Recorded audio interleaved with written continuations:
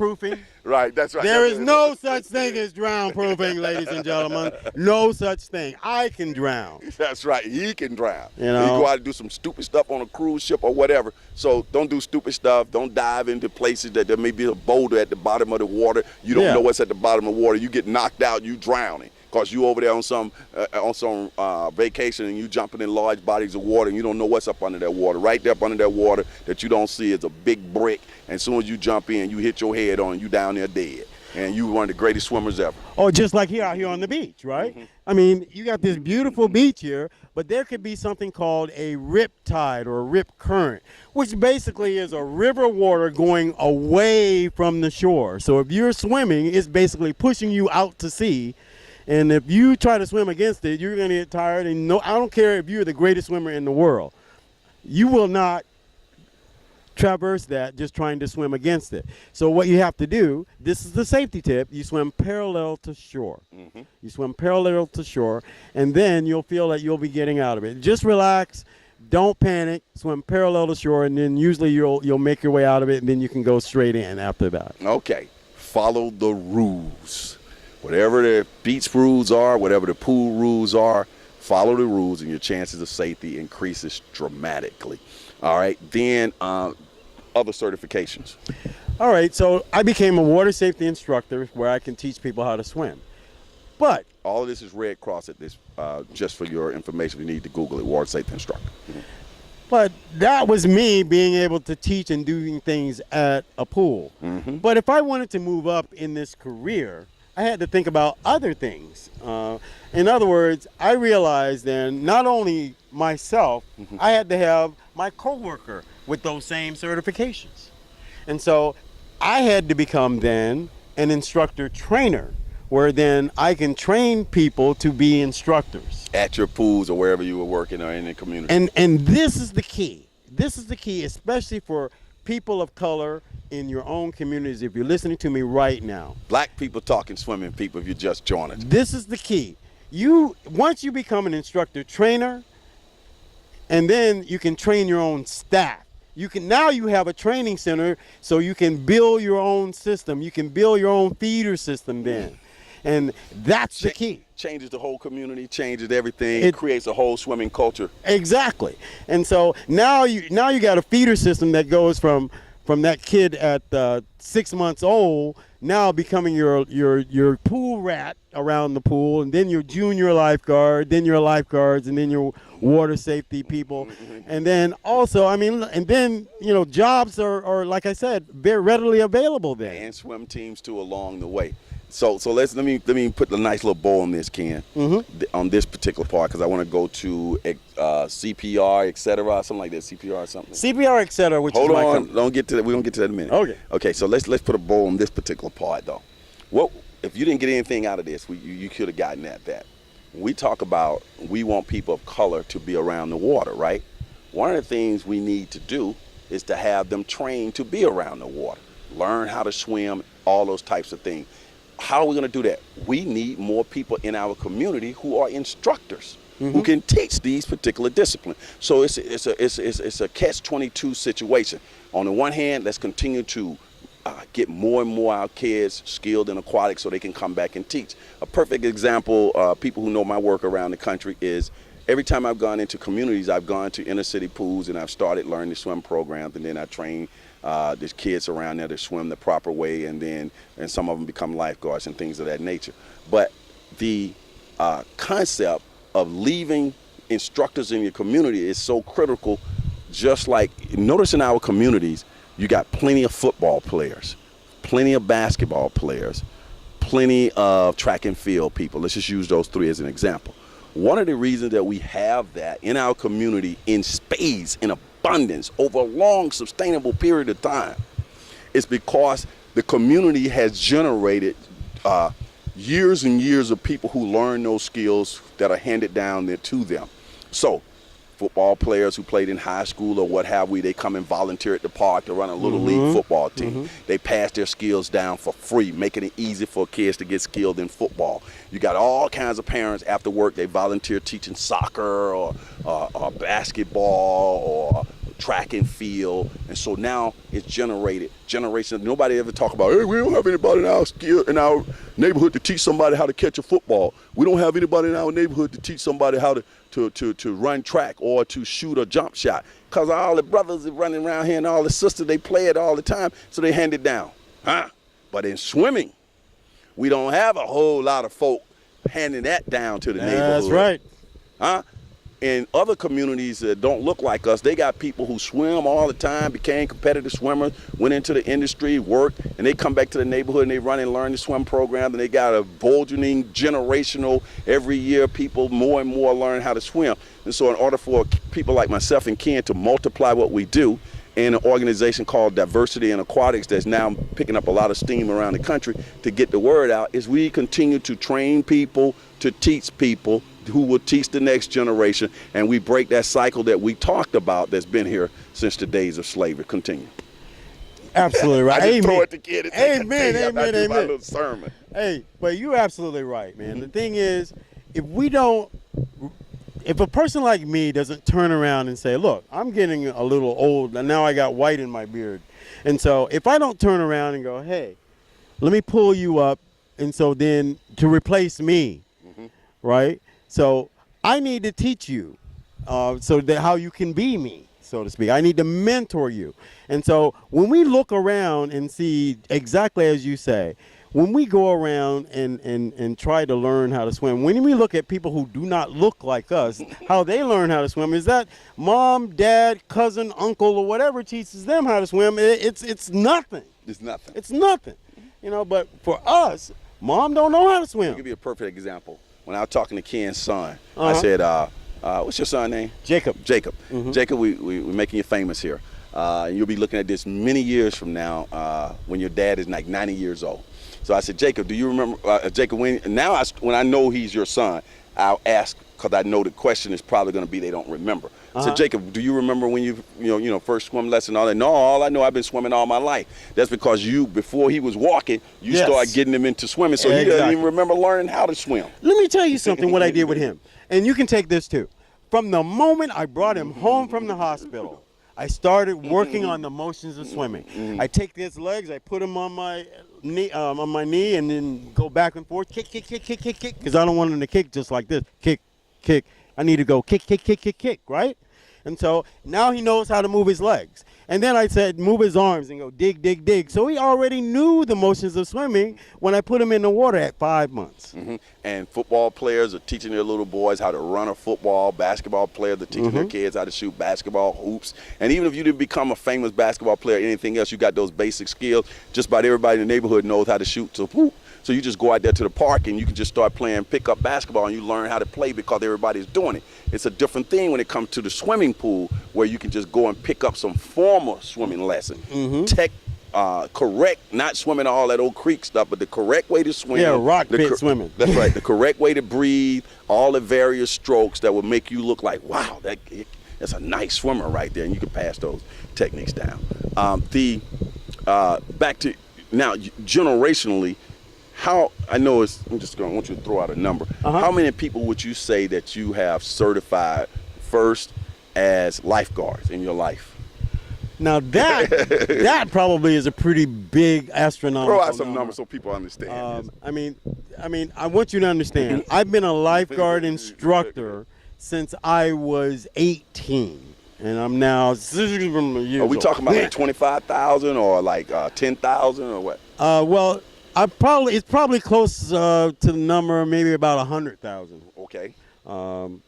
Maybe. All over the country. All over the country. And like I said, I work at one of the universities, and that's where we pump out those lifeguard instructors and lifeguards, as well as working at a municipality. That's what I had to get people to work for me, so I pumped them out every year. And we're talking about a career that's over 30 years. I believe that. I don't know that to be a fact, but I would go on record as saying you have certified more lifeguards in the country than probably anybody else. Now, there may be somebody else who might be close, but you work in a unique situation too, and you're tapping into a market that needs those lifeguards. But then also you have certified, we don't want to get this twisted, he can't certify 100,000 people and they all be minorities. Most of those people he's certified are white people. Ken Yeah. is certified a lot of white people around the country as lifeguards, correct? That is correct. What percentage you would say it was people of color and people of non-color? I would say 75% people of non-color and White folk. 25% people of color. Yeah, right. And he's a black man for those who are listening to us on the radio. Some of us, this is on radio and on the Elite Pits Live TV show. Now, swimming instructors, which is totally different from being a lifeguard. You can be a lifeguard and a swimming instructor as well, trained to teach the fundamentals of swimming all the way up to advanced swimming, beginners, and so on and so forth. Advanced being like the butterfly, the back crawl, and things of that nature. Breaststroke, side stroke, and so on. Elementary back, inverted breast. I'm trying to show people there are a lot of other strokes. So sometimes, some of those strokes have been cut out, as you and I well know. We live in the aquatics world. But back in the day when I got my certification in Birmingham, big shout out to Birmingham, I had to pass these 9 strokes as a swimming instructor to pass the course. And people go like, 9 strokes? I didn't even know there was 9. So I just named some of them. Swimming instructor. Trojan crawl. The Trojan crawl, yeah, the old, all that old. You Now, do see, it just for the class, and I don't do it anymore. You got to really be an aquatic person to know about the Trojan crawl. Yeah.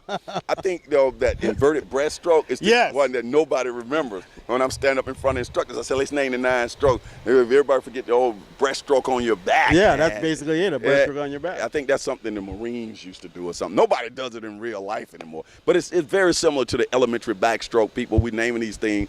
Go now. You have technology now that we didn't have. You can go and Google elementary backstroke. You can Google Trojan crawl. You can Google breaststroke. You can see all this stuff right there on the TV, people demonstrating. It's just an amazing thing that has happened in terms of the advancement of information. You can even go out there and Google my Learn to Swim DVD. I'm getting a plug in for that as well.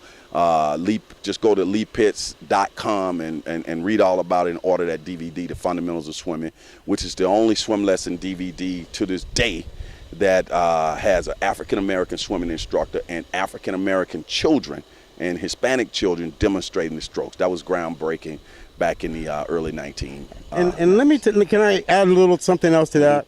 Is that you have these organizations that come up with these swimming programs, but there is no organization that comes up with swimming programs that's particularly catered to people that look like you and me. That's correct.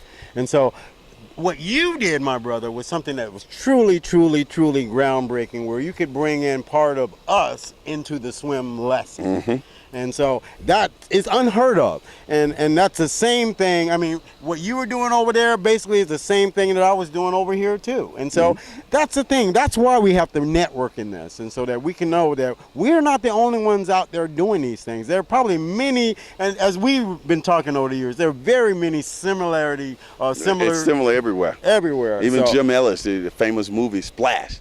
He's a part of the board that we sit on. Ken and I sit on a board for the diversity in aquatics. Some of the top aquatics people in the country. We're all coming under one umbrella now. But let's get back to images. Let's get back to images that you just mentioned that just prompt this. That I want to expound on this somewhat.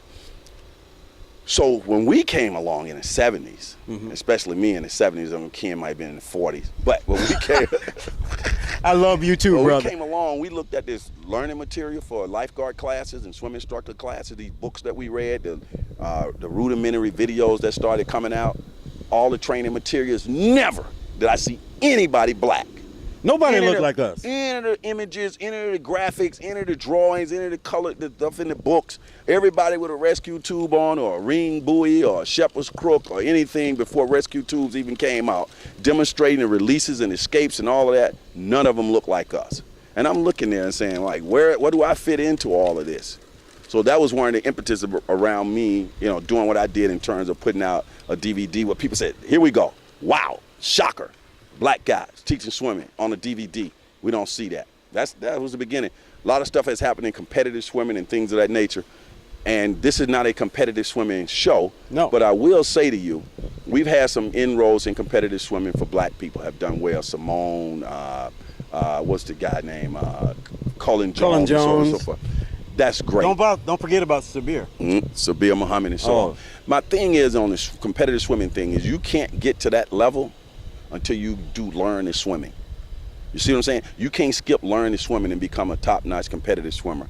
But also, don't measure the fact that you think black people don't swim because you don't see them swimming at the highest levels. Those are the highest levels in winning gold medals in the Olympics. Those are the greatest of the great. Yep. Neither one of us have a gold medal, but we are proficient swimmers. So don't set your goal, don't measure whether you see people of color participating in aquatics based on what you see in the Olympics and water polo and so on. There's a lot of people of color now participating in aquatics. They're just not gold medalists. Go to your local beach patrol and see if you see anybody of color. Go to your local swimming pool and see if you see anybody of color. That's the thing, especially when it came to swimming, they tried this separate but equal thing. Whereas, all right, people that don't look like us, you got a swimming pool over here on the east side next to the beach in the water, and then people that look like us, you got a swimming pool over here on the west side, but don't cross that line, especially not after 5 o'clock when they get down. Don't let the sun go down and catch your butt over there. And to get more people swimming, no matter what your economic status is, what you were born into, I push this. No matter how many fancy footworks we do, the key component is to equalize things for everybody as possible, is to allow that to happen at the school level. When kids go into the schools, I know there are some schools out here that are not doing their job, but in general, the concept is they all will learn reading, writing, arithmetic, science, and so on and so forth. No matter what their economic status is, no matter what their background is, financially or what have we, when they go into that school system, they're gonna learn their ABCs, they're gonna learn their multiplication, they're gonna learn this. That's where things are supposed to equalize. Leaving learning to swim into chance that you may get it and you're born into a situation economically, socially, that you don't get exposed to aquatic, you don't even live in a place that has pools around. That's why all the elementary schools should have a swimming pool. They should have swimming instructors. It is a class, just like you have in some of the European countries. It is a class that every kid takes. And when they come out of elementary school, they already know how to swim. And then the whole population, just like they know how to read and write, the whole population will come out of school knowing how to swim. Yep. It's just that simple. And people who make money in the swimming world, whether you're selling scuba equipment or whether you're selling wave runners or whether you're selling come to our resort or our water park, all these different, the black hole and all the wet and wild and all these people who make money in that field, the more people that you have swimming, the more money you gonna make, because they're gonna come to your water parks, they're gonna come to your beaches, they're gonna come to all of your things, just like Tiger Woods brought all those people of color into golf and start buying golf equipment, golf balls, golf clothes, watching it on TV. That's the way it works. So, and the health of you got to think about the health aspect of that. Just doing that alone. Like if you run, you got the stress of that on your knees and everything else. But if you swim, you don't have that impact. That's why I'm swimming now, brother. And so the health aspect of it, especially when you look at people of color, we always have health issues. And we can abate those health issues by simply swimming. Weight control, physical fitness, cardio, full body workout. Ken, people are who hearing us now saying, hey, we never heard anybody really talk about how schools can be a big factor in that. We know that in our world, we've pounded the pavement on trying to get that to be a component, but that has not come to reality in America. Why? Give people some idea why this has never become like a part of all the schools' curriculum. Number one, when you look at that particular issue, is that when it comes to aquatics, that's a special breed. Not too many people, you have to speak that language. And then you have politicians, and normally, usually like in any neighborhood, government neighborhood, your aquatic folk are run by the recreation folk. And they don't know that much about aquatics. You can take an aquatic person and make them a recreation person, but you can't necessarily take a recreation person because they don't know how to swim, right? And so that's the thing, is that they don't really truly understand because they're not in it. And so that's one big thing that stops you right there. Money. Right there. because of ignorance, basically, because you don't know. And so basically, if I could say, all right, I got you over there, you're going to take care of that, nobody's drowning, okay, great. As long as nobody drowns, they don't worry about it. All right?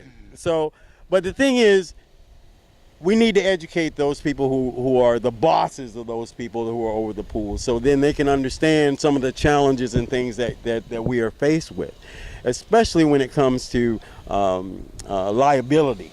When it comes to liability. And so that's the main thing. When you start talking about people are going to sue you and liability, that's when those upper echelon management people start turning around and trying to figure out what's going on.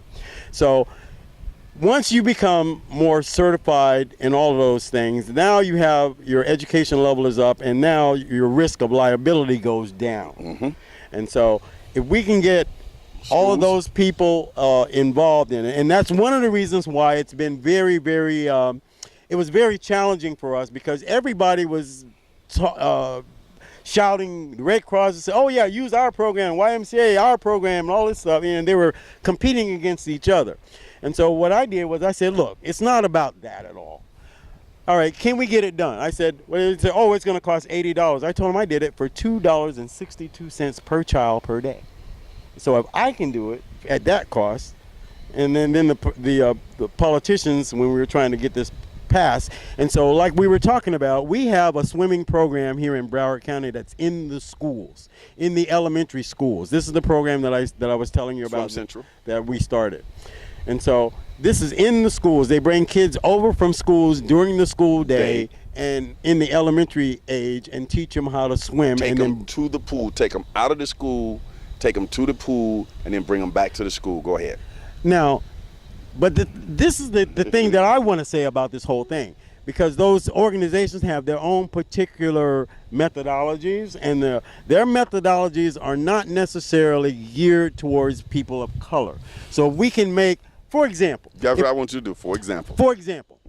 You remember that song, Peanut Butter Jelly Time? Peanut. Now that's us, right? Right. That really is us, right? So you can take that and you say, all right, I'm going to make a peanut butter jelly sandwich. So this hand has the peanut butter on, and the other hand has the jelly. So then what you're going to do, when I say peanut butter jelly, I'm putting the mic down, so I have to do this. Oh, hold the mic. So when I say peanut butter jelly, we're going to go like this. And you also put your chin on your chest. So I automatically get you in a streamlined position just by hollering, peanut butter jelly, you go like this. There you go. And so that's what I'm saying. That Different kind of ways that we can teach and relate to our kids, make it interesting and fun. Exactly. Concepts we learned from over the years of being in the water and coming up with all these concepts. And songs, Ken, I have created songs to hip hop music and so on. Ken has created some songs. Ken, I want to hear talk about the actual, you created a character that had a song to him as well with a CD. I think it was a dolphin or a whale, right? Yeah, it was a dolphin. And What's his name? What's his name? Lucky the Dolphin, trademarked by Ken Roland. Go ahead. So one of the things that, and you can buy that DVD, just like you say, right? Okay. So one of the things, as far as when I was trying to figure out what I was going to do, I put together this whole program, and I said, well, I need to give them, I use what I call a mnemonic called Mars. I needed to motivate them, and I needed to get them associated with, if they could associate with it, and then if I repeat that message over, and if they can use their senses, they can feel it, they can see it, they can taste it, then I can basically look at those 4 different concepts and they will learn, you know. So if I can include that in my message, they will learn. So what I did was I motivated them by music, and everybody had that character back in those days. This is when Barney was really big. Right. And so I made a Barney type character because Barney was really big. So I made a Barney type character that was nice and soft so they can associate with that. And then the message in the songs were very repetitive. Don't swim without your buddy. All right, reach or throw, don't go. All right, you keep saying those things. Reach or throw, don't go. Reach or throw, don't go. All right, so those type of things. Go ahead, kid. Those type of things. So you just keep that repetitive action. Plus, if you can see. That's why Lucky was a bright blue and had yellow fur. And I mean, so all of those things, if I included all of those things, motivation, association, repetition, and use of senses, I can assure that those folks will learn. And when I impacted that program, everything took off. Everybody decided, then my swimming program just went nuts. Everybody was really, really, truly learning. And we are going to repeat this process over and over and over and over again until we can make the whole world swim. Now, as you guys are listening to this on television, on social media, on YouTube, this is the beginning of the inaugural Black Guys Talking About Swimming show. We're going to start to podcast this. Every so often, we're going to come on and give you new information. We're going to go to poolside and show some fundamentals of swimming. We're going to go to poolside and show the fundamentals of CPR. We're going to be giving you all this information right here. We're changing. We're taking advantage of this technology. We're going to bring it right into your living room. Myself and Ken Roland. So again, this has been the first episode of Black Guys Talking About Swimming with Ken Roland and Lee Pitts right here at Pompano Beach. We'll go to some other exotic places as well. All that's happening is happening right here. We'll see you.